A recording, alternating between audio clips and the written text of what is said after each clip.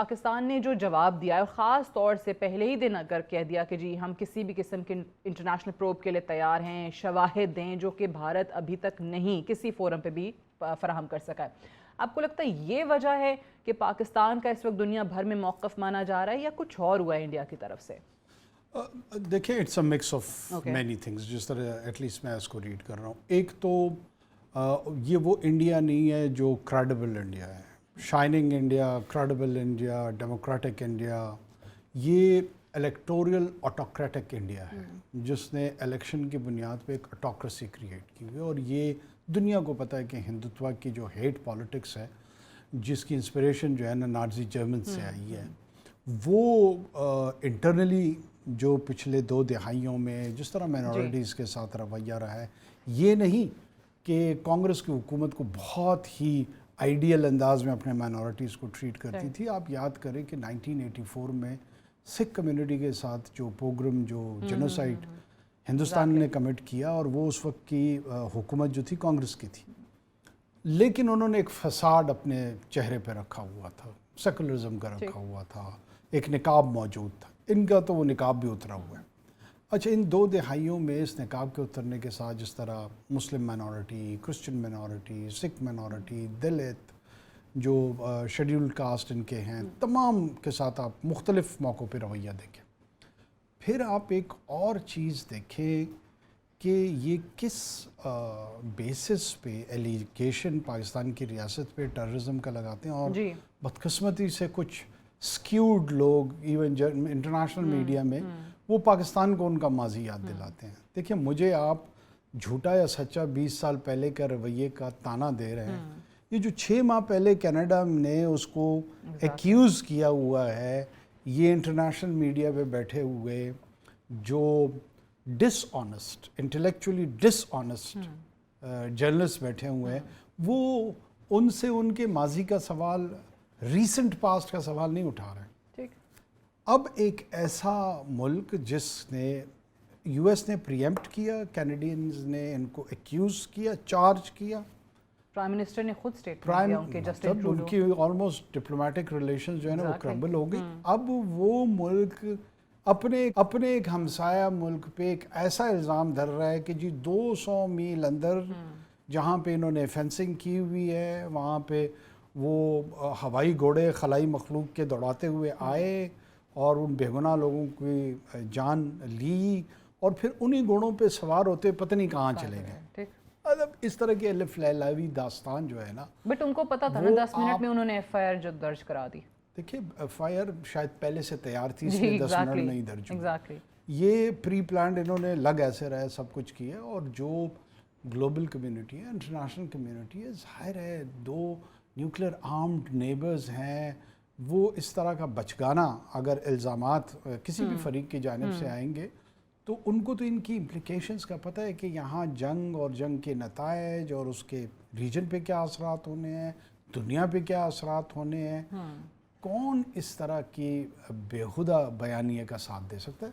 اس لیے مجھے لگ رہا ہے کہ اس دفعہ وہ ریسیپٹیونیس نہیں ہے. Do you think کہ یہ فالس فلیگ آپریشنز کا کوئی لاسٹ اٹیمپٹ ہی ہوگا جو رسپانس ملا ہے یا نہیں ملا؟ You never with Modi you can't predict. Even this RSS thought process, not just Modi. کل کو ان کا کوئی آدتیہ آ جائے گا، کوئی اور آ جائے گا. It's a Hindutva skewed view of the world outlook جو کہ پارٹ آف دا پرابلم ہے. وہ کوئی بھی آ جائے، ہمیں اس خوش فہمی میں نہیں رہنا چاہیے. مودی صاحب یا مودی صاحب کی کوئی ریپلیسمنٹ یا اس کی کوئی ریپلیسمنٹ، یہ براہمن راج انٹرنلی ہندوستان میں ڈومینیٹ کروانا چاہ رہے ہیں. یہ ہندو مذہب کے ساتھ اس کا کوئی تعلق نہیں ہے. یہ ہندوتوا اور ہندو مذہب بالکل 2 علیحدہ چیزیں ہیں. یہ ایک سیاسی فکر ہے. یہ ہندوستان میں بھی اپنا راج چاہتے ہیں انٹرنلی، اور یہ پورے ایشیا میں انڈیا کا ہیجیمون کا ڈیزائن دیکھ رہے ہیں. نہ یہ انٹرنلی کامیاب ہوں گے، نہ یہ ایکسٹرنلی کامیاب ہوں گے. اچھا یہ بھی بتائیے، کیونکہ میں اس پہ پچھلے کچھ 2-3 دنوں سے ان کے بیانات بھی دیکھ رہی ہوں، اس پہ بات بھی کر رہی ہوں کہ یہ اپنے آپ کو اسرائیل سمجھ رہے ہیں اس خطے میں، جو بار بار کہتے ہیں کہ جی یہ ہمارا 7 اکتوبر ہے، جو ہمارے ساتھ ہوا ہے 22 اپریل کو پاکستان نے کر دیا ہے، اور ساتھ ہی ساتھ وہی ڈیزائن، وہی جو نیتن یاہو کی پلے بک تھی، آپ یہودی سیٹلرز کو لے آئے، آپ نے آباد کر دیا ویسٹ بینک میں، فلسطینیوں کو کہا گھر چھوڑ دو، یہ کشمیر میں وہی حرکتیں کر رہے ہیں۔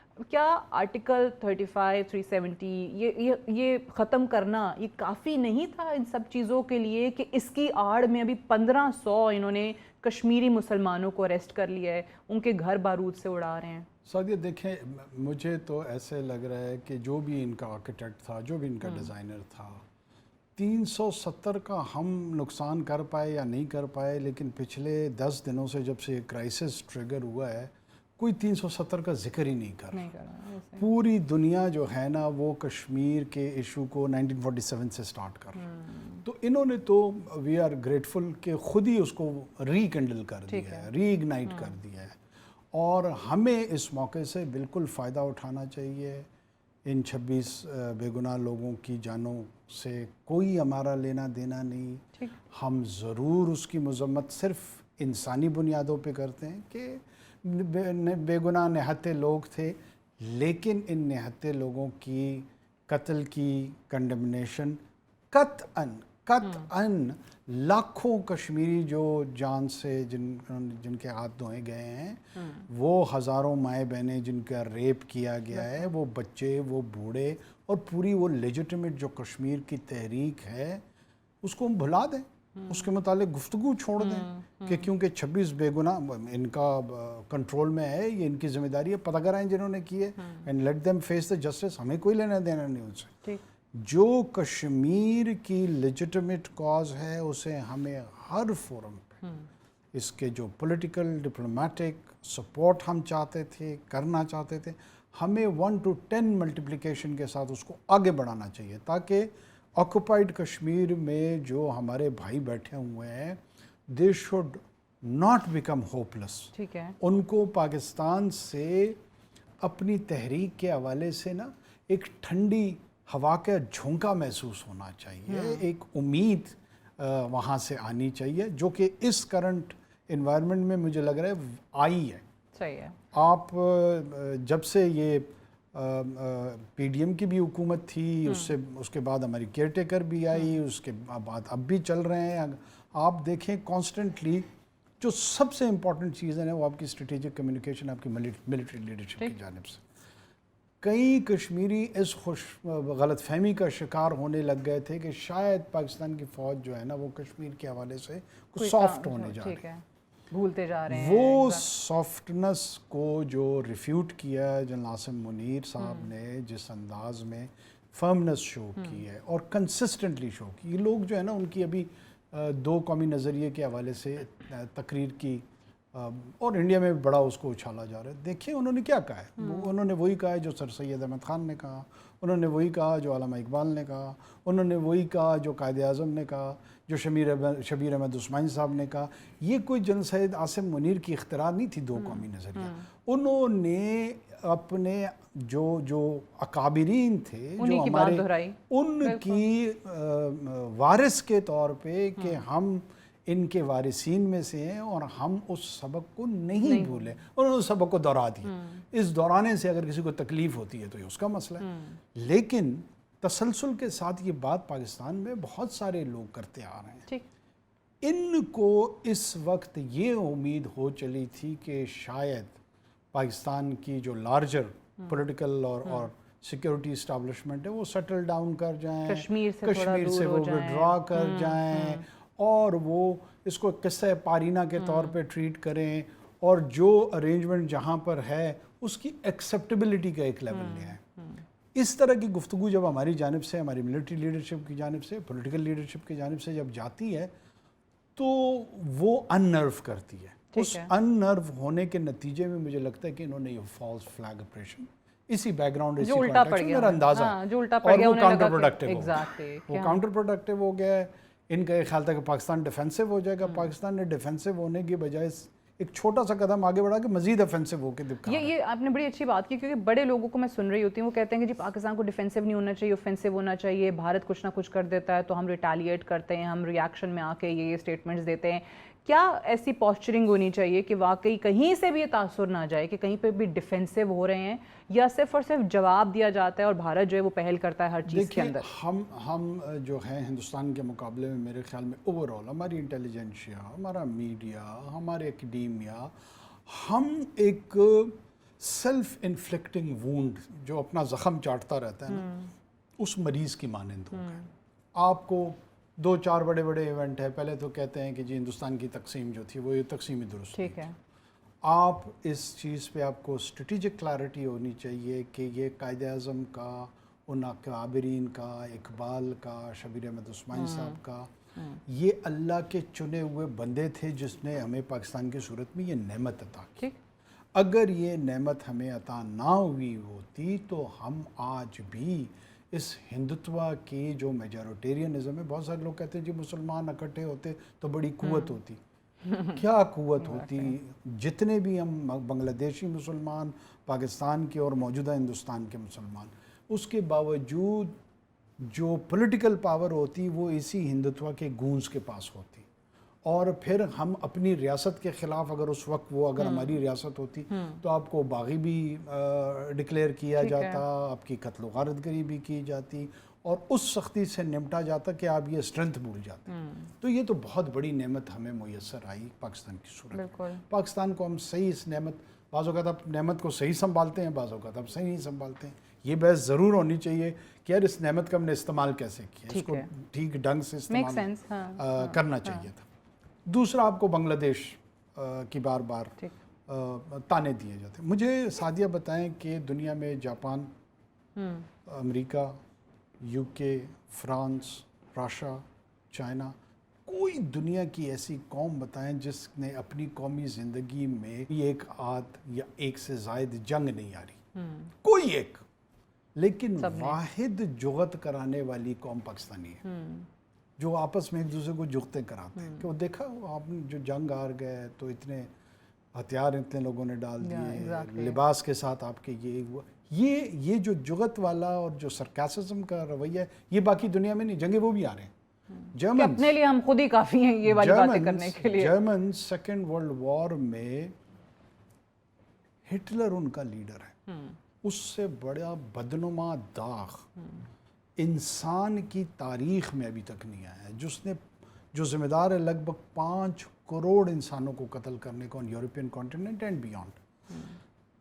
جیسے ہی وہ ہارتے ہیں, آج بھی جرمنی میں اس دور کے حوالے سے کوئی گفتگو نہیں ہوتی. بالکل. وہ انہوں نے سیٹل کیا, روانہ ہوئے, ایک اپنے لیے گول اکنامک پولیٹیکل سٹیٹ سیٹل کیا, اور اس کو حاصل کرنے کے لیے چل پڑے. آپ کو کلیکٹیولی ایز اے نیشن وہ گول سیٹ کرنے کی, میرے خیال میں اس میں پولیٹیکل لیڈرشپ کا کردار ہے, اس میں academia, intelligentsia, media, military leadership, تمام لوگوں کا کردار ہے. ہمیں اب اس بیہودہ پن سے دوبارہ میں عرض کروں گا نکل آنا. ٹھیک ہے, آگے ہم ہارے, ہم تسلیم کرتے ہیں. جی ٹھیک ہے. اب ہم ہار گئے تو کیا کریں کہ 2000 سال تک اس کا نوحہ پڑے.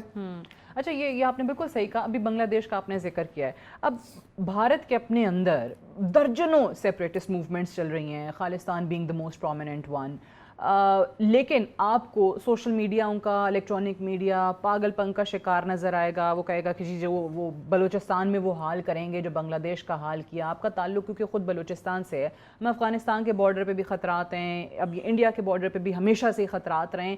آپ اس کا کیا امپیکٹ اپنے پروونس پہ دیکھتے ہیں, بلوچستان کے حالات میں؟ وہاں پہ بھی ہمارے پاس شواہد ہیں کس طریقے سے ادھر لوگوں کو یوز کیا جا رہا ہے. دیکھیں, ہمیں بہت سارے دوست مجھے کہتے ہیں کہ جعفر ایکسپریس کے حوالے سے ہمیں ہندوستان کا نام لینا چاہیے. نہیں, ہمیں ہندوستان کا نام 2002 سے اب تک لینا چاہیے. ایک ڈاسیئر جو یوسف رضا گیلانی نے منموہن سنگھ کو دیا تھا, اس وقت جعفر ایکسپریس نہیں ہوا تھا. پرابلم ہمارے ہاں یہ ہے کہ ہم تواتر کے ساتھ ہندوستان کا جو یہ بھیانک اور مکروہ چہرہ ہے, हम कन्विंस नहीं है कि हमें इस पे बात करनी चाहिए। मुझे एक मर्तबा याद है, हम एक छोटा सा डेलीगेशन लेकर एक यूरोपीय मुल्क में गए थे, तो हमारे एक बहुत सीनियर सरकारी ओहदेदार, वो मैं ज़्यादा उनका एक्सपोज नहीं करना चाहता हूँ, वो हमें मना कर रहे थे कि जी आप हिंदुस्तान का ज़्यादा नाम ना लें, यहाँ पे एपिटाइट नहीं है। भाई आप दूसरों की एपिटाइट को छोड़ें, अपनी एपिटाइट दें। आपके अंदर एपिटाइट है ये गुफ्तगू करने की या नहीं? सुनने न सुनना वो उनका काम है, आपका काम बोलना है, आपका काम बताना है। थ्रू आउट इन 2 दहाइयों में हिंदुस्तान ने कुलभूषण का पकड़े जाना, उसके अलावा इनकी जो इंटेलिजेंस हैंडलर्स की जो कॉल्स हैं वो हमारे पास मौजूद है, एक पूरा इंटेलिजेंस पिक्चर एग्जिस्ट करती है।